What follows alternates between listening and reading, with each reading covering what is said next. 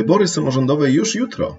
Jednakże obserwując krajobraz medialny i socjalmedialny, można odnieść wrażenie, jakby właściwie nic się nie działo. Co jest o tyle zastanawiające, że lokalne samorządy wpływają istotnie na nasze życia w kwestiach związanych z zagospodarowaniem przestrzennym, z edukacją, transportem zbiorowym, drogami publicznymi, ochroną środowiska, ochroną zdrowia i wieloma innymi rzeczami. Skąd więc ten brak zainteresowania? Cóż, pewności nie mam, ale pewne podejrzenia już tak. Gdybym miał zgadywać, to częściowo wynika to z dużego poziomu skomplikowania organizacji samorządu w Polsce. A co za tym idzie, niskiego poziomu zrozumienia kwestii samorządowych.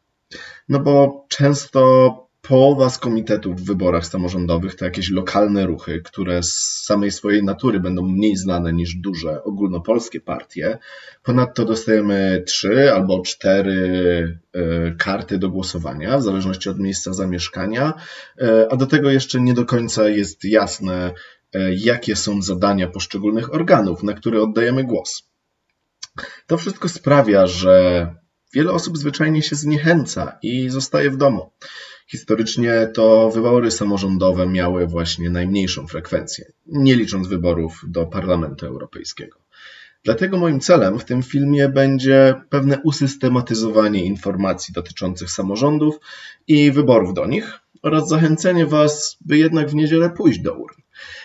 W filmie poruszymy kwestię struktury organizacyjnej samorządu w Polsce, zadań wykonywanych przez jego poszczególne jednostki i wreszcie przebiegu samych wyborów. Jeżeli interesuje Was tylko konkretny temat, czasy rozpoczęcia poszczególnych sekcji znajdziecie w opisie filmu pod nim, albo zobaczycie je po najechaniu na oś czasu. I with that out of the way, zaczynajmy od spojrzenia na strukturę samorządu. Strukturę samorządu zobaczyć możecie na widocznym obecnie na ekranach schemacie, nad którym stanowczo za długo pracowałem w PowerPoincie. Wiem, wygląda trochę przerażająco, ale ze spokojem. Wyjaśnimy sobie to zaraz krok po kroku. Po pierwsze, chciałbym zwrócić Waszą uwagę na 2 kwestie. Rozdział administracji centralnej i samorządowej i równorzędny jej status. O co chodzi? Mianowicie samorząd nie podlega bezpośrednio rządowi centralnego. Jego uchwały muszą być zgodne z ustawami wyższych rzędów, ale premier czy jakikolwiek z ministrów nie ma prawa od tak sobie odwołać wójta czy rozwiązać rady gminy. Możliwe jest to w sumie tylko w jednym wypadku, powtarzającego się łamania prawa przez któregoś z radnych samorządowych. Mimo to administracja centralna posiada pewne instrumenty wpływania na samorząd. Zacznijmy więc od tego. Jest to prawa część schematu. Przez administrację centralną rozumiemy rząd pod przewodnictwem premiera, który oczywiście wybierany jest przez Sejm po wyborach parlamentarnych, ale głosując na partię w tych wyborach myśli się zazwyczaj o wspieraniu konkretnego kandydata na premiera. Dlatego uznajmy, że jest to wybór w przybliżeniu bezpośrednim, co oznaczono zieloną strzałką na schemacie. Rząd, a konkretnie premier, sprawuje z kolei bezpośrednią pieczę nad wojewodami, których ma możliwość powoływania, odwoływania i wydawania im poleceń, co oznaczono z kolei strzałką czerwoną na wykresie. Oznacza to, że wojewodowie nie są przedstawicielami samorządu na poziomie wojewódzkim. Sejmik wojewódzki nie ma na ich wybór żadnego wpływu. Wojewoda pełni rolę przedstawiciela Rady Ministrów w danym województwie oraz zwierzchnika zespolonej administracji rządowej na danym terenie. Co to jest zespolona administracja rządowa? Nie jest to tematem tego filmu, więc tylko pokrótce wyjaśnię różnicę między administracją zespoloną a niezespoloną. Więc ci urzędnicy, którzy podlegają wojewodzie, należą do administracji zespolonej. Natomiast ci urzędnicy państwowi, terenowi, którzy podlegają bezpośrednio konkretnym ministrom i wiceministrom, należą do administracji niezespolonej. Do tej pierwszej, czyli zespolonej, należeć będą na przykład komendanci wojewódzcy policji albo straży pożarnej, kuratorzy oświaty czy różnego rodzaju wojewódzcy inspektorzy. To z tego powodu Barbara Nowak straciła posadę małopolskiego kuratora oświaty jeszcze przed wyborami samorządowymi. Z nowym rządem zmienił się wojewoda i to on odwołał kurator Nowak. Do administracji niezespolonej należą z kolei w większości urzędnicy państwowej niższych szczebli. Szefowie wojskowych komisji rekrutacyjnych, naczelnicy urzędów skarbowych czy powiatowi lekarze weterynarii. I te osoby podlegają konkretnym resortom w rządzie, współpracując z samorządem, ale nie będąc jego częścią.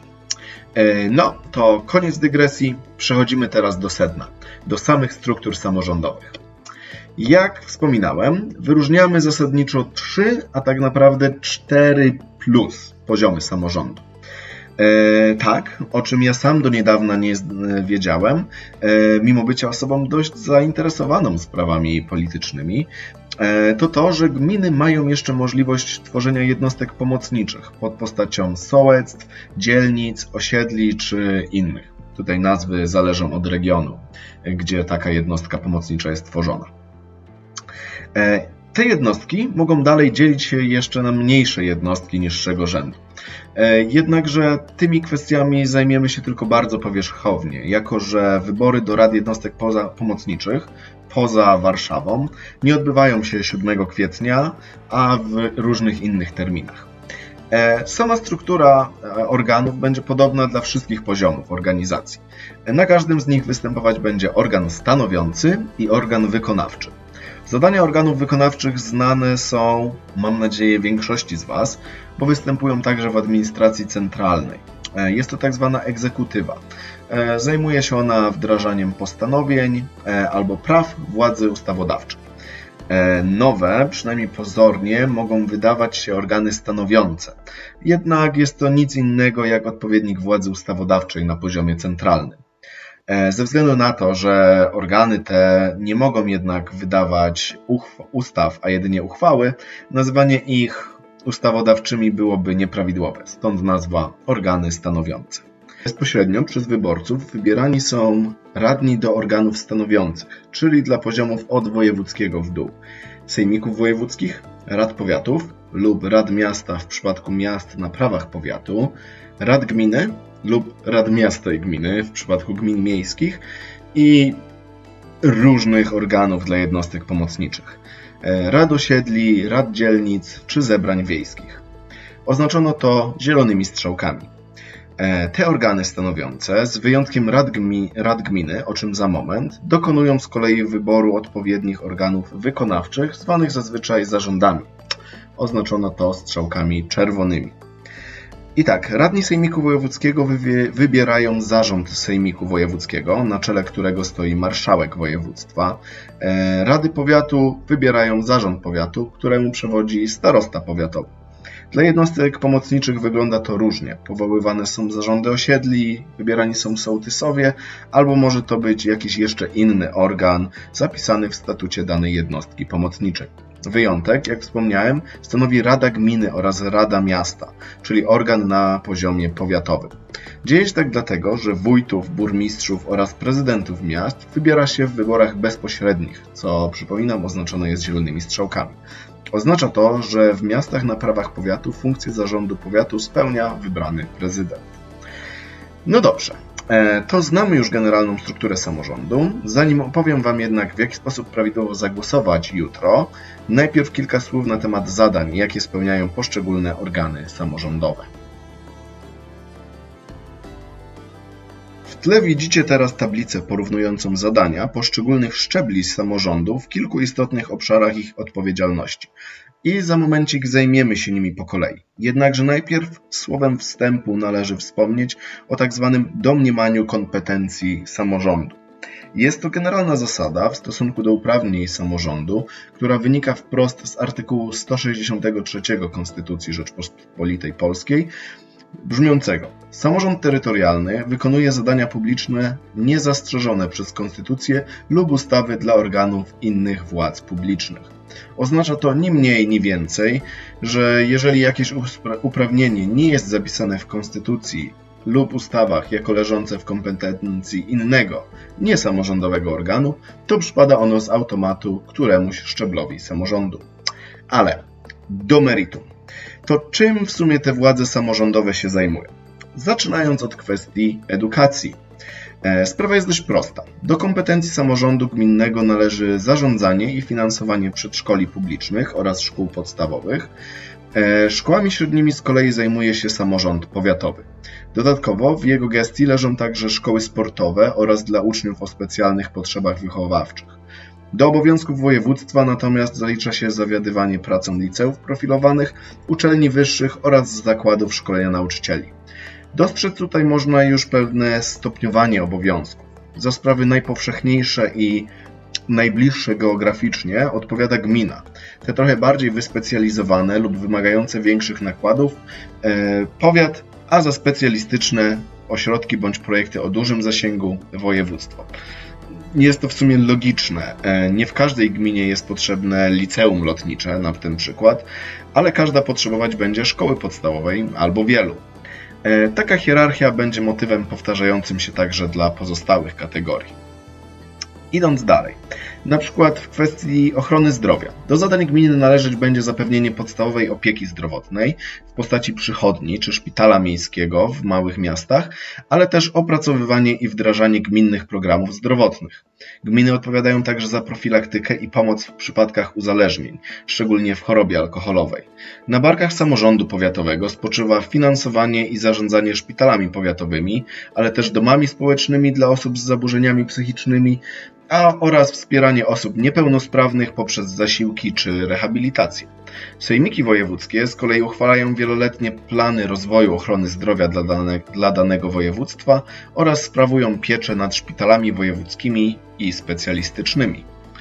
Kolejnym istotnym zadaniem realizowanym przez samorządy jest organizowanie pomocy społecznej, zarówno poprzez wypłatę zasiłków w ramach zadań zleconych, czyli takich wykonywanych za pieniądze z budżetu centralnego państwa, ale też inne działania. Największy ciężar w tym temacie spada na gminy, jako jednostki będące najbliżej obywateli. To one tworzą zakłady opiekuńcze, oferują pomoc doraźną czy pracę socjalną, czyli taką, która ma pomóc w resocjalizacji osób wykluczonych, np. byłych więźniów. Stopień wyżej powiaty odpowiadają za poradnictwo specjalistyczne oraz domy poprawcze i społeczne, a także ośrodki interwencyjne. Wypłacają też zapomogę pieniężną osobom wychodzącym z takich ośrodków i rozpoczynających nowe życie. Pomagają w integracji osób narażonych, w tym uchodźców. Powiaty zdają też sprawozdania do wojewodów z sytuacji na terenie danej jednostki administracyjnej. Na szczeblu wojewódzkim zadania samorządu sprowadzają się głównie do monitorowania działań jednostek niższego rzędu w zakresie pomocy społecznej, proponowaniu nowych eksperymentalnych programów oraz szkolenia kadr pomocy społecznej. Samorządy mają też specjalne zadania w obszarze wspierania rodzin. Już na poziomie gminnym tworzone są specjalne 3-letnie programy wspierania rodzin, np. poprzez zapewnienie potrzebującym tego rodzinom asystentów. Gmina odpowiada także za szkolenie tychże asystentów, a gdy zachodzi taka potrzeba, współfinansuje pobyt dzieci w rodzinach zastępczych i domach dziecka, a także monitoruje ogólny dobrostan najmłodszych mieszkańców gminy. Na poziomie powiatowym samorząd sporządza odpowiednik gminnego planu wspierania, ale o odpowiednio większym zasięgu.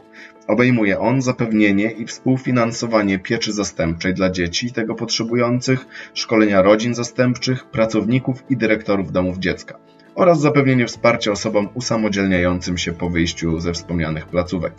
Samorząd wojewódzki odpowiada za prowadzenie ośrodków preadopcyjnych oraz placówek opiekuńczo-terapeutycznych. Opracowuje też wojewódzkie programy wspierania rodzin, w tym programy pilotażowe oraz raportuje wojewodzie. Samorządy odpowiadają także za transport zbiorowy i drogi publiczne. I tutaj podział jest naprawdę prosty. Gminy odpowiadają za publiczny transport gminny i drogi gminne, powiaty, transport powiatowy i drogi powiatowe, a województwa za transport wojewódzki i drogi wojewódzkie. Za odpowiednimi porozumieniami poszczególne organy samorządu mogą tworzyć także połączenia międzygminne, międzypowiatowe czy międzywojewódzkie. W ramach organizacji zbiorkomu samorządy odpowiadają m.in. za ustalanie rozkładu połączeń, plany modernizacji infrastruktury i floty pojazdów czy systemy taryfowo-biletowe, czyli po prostu za ceny biletów.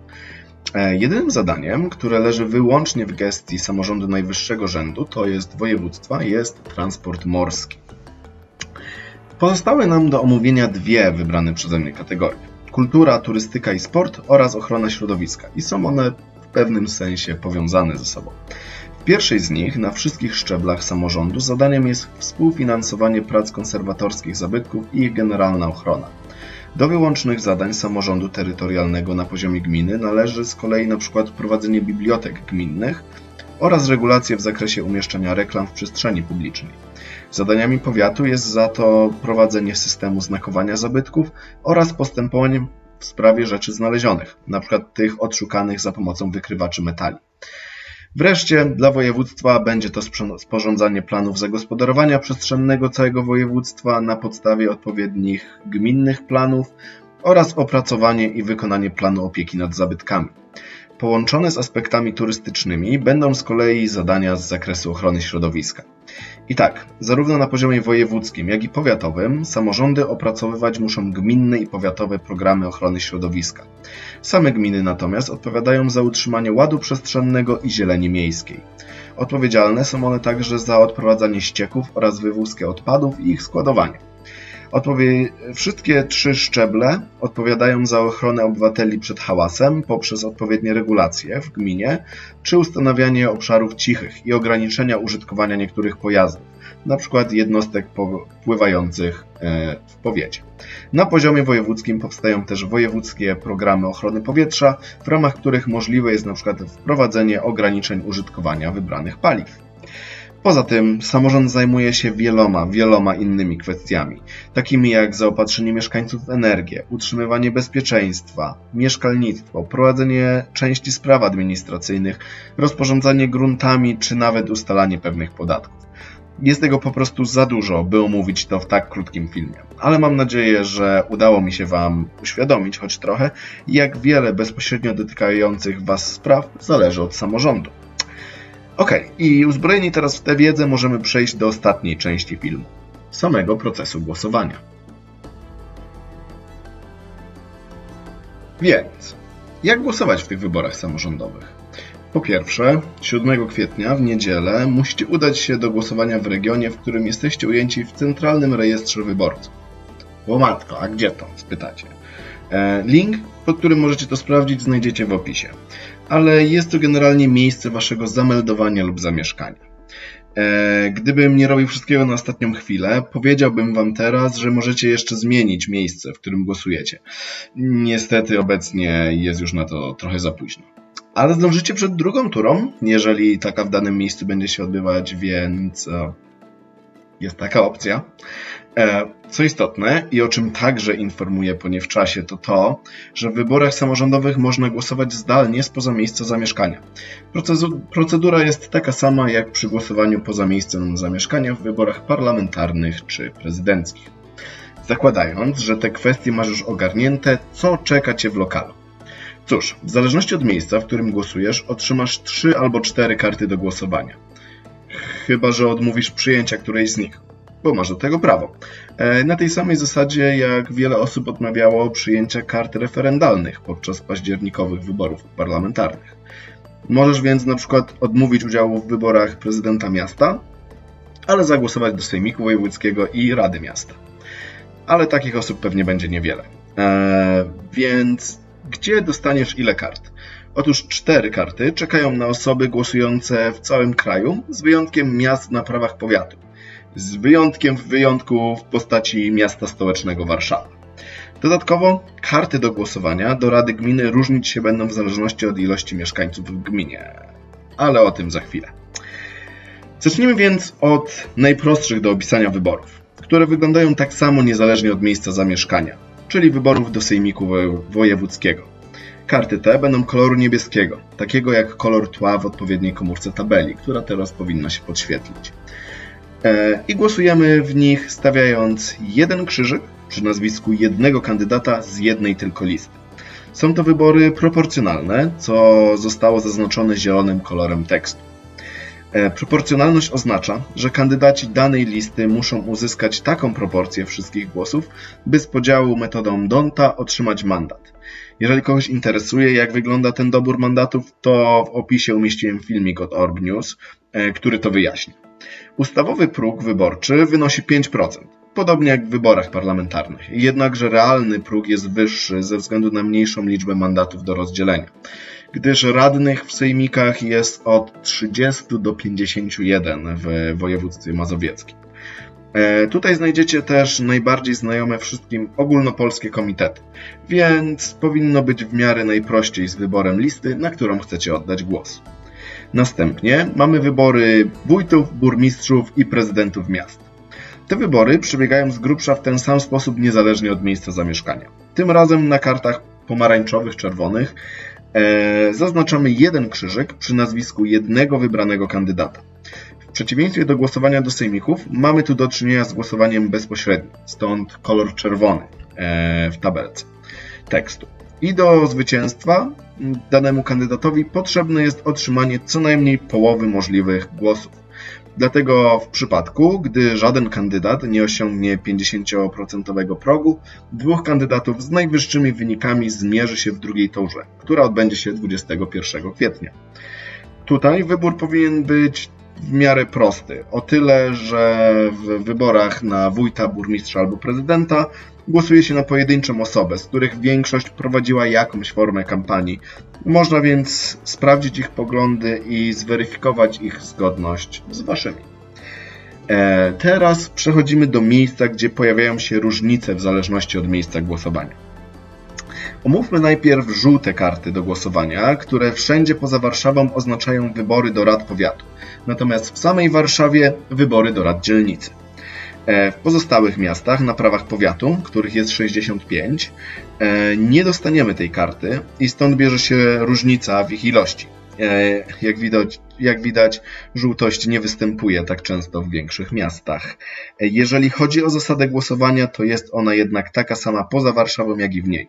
Stawiamy jeden krzyżyk przy jednym kandydacie z jednej wybranej listy. Ponownie, jak wskazuje zielony kolor tekstu, są to wybory proporcjonalne z ponownie 5% progiem wyborczym. Jeżeli chodzi o wybór kandydatów, to musicie już tutaj więcej poszperać. Jednym sposobem jest sprawdzić program kandydata na wójta albo burmistrza związanego z daną listą i jeżeli któryś z grubsza Wam podpasuje, to sprawdzenie kandydatów z jego listy. Być może będą mieli podobne poglądy. I w końcu szare karty do głosowania, które służą do głosowania do Rady Gminy lub do Rady Miasta w miastach na prawach powiatu. W miastach na prawie powiatu, włącznie z Warszawą i w gminach, w których mieszka powyżej 20 000 mieszkańców, wyboru dokonujemy stawiając jeden krzyżyk przy jednym kandydacie z jednej listy. Znowu mamy tu do czynienia z systemem proporcjonalnym i 5% progiem wyborczym. Inaczej jest w gminach poniżej 20 000 mieszkańców. Tam głosujemy bezpośrednio, oznaczone czerwonym kolorem tekstu, w JOW-ach, czyli jednomandatowych okręgach wyborczych. W tym przypadku teren takiej gminy podzielony jest na 15 okręgów, czyli tyle, ile jest miejsc w Radzie Gminy. W każdym z nich na jednej liście znajdują się wszyscy kandydaci, którzy zgłosili się do Rady Gminy z danego okręgu. Głosujemy, stawiając jeden krzyżyk przy nazwisku jednego wybranego kandydata. Do Rady Gminy z każdego okręgu dostaje się osoba, która otrzymała największą liczbę głosów. Jeśli chodzi o wybór, na kogo zagłosować, to stosowałbym podobną zasadę jak w wyborach do Rady Powiatu. Sprawdzić ogólny przechył ideologiczny danej listy, na przykład poprzez sprawdzenie ich kandydata na wójta, burmistrza, wybrać tę nam najbliższą i poszukać konkretnej osoby, na którą zagłosujemy. A w gminach z JOW-ami sprawdzić po kolei kandydatów z naszego okręgu, ponieważ często nie ma ich tak wielu. No. I to by było już wszystko, co przygotowałem dla Was w tym materiale.